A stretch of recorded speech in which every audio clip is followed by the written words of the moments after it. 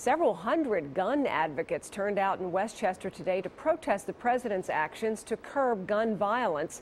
9 on Your Side reporter Scott Wegener has their perspective on this heated issue. At the twilight's fast gleaming. There was no mistaking the intent of this rally at the square at Union Center today. What is it that made you come here? Protect our freedom!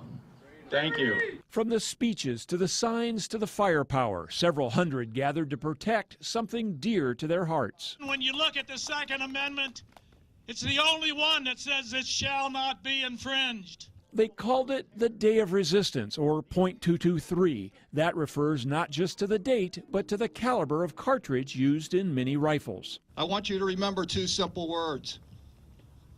It's related to if you're confronted by an armed gunman. The 2 words are this: shoot back. Similar rallies were scheduled across the United States by those who say they're afraid the government wants to restrict and remove their right to bear arms.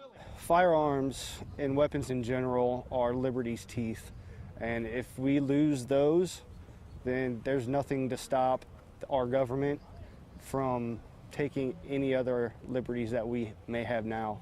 Many gun rights advocates say President Obama's well-publicized 23 executive orders to curb gun violence were a catalyst for Saturday's rallies. The real concern, though, of course, is that President Obama wants to turn those into legislation, and those legislations are the issue when they start going after, weapons or limiting magazine rounds. And while the rhetoric of some may not be shared by all, these activists believe protecting their rights to say it is backed up by their right to defend themselves. Scott Wegener, 9 on Your Side, Westchester.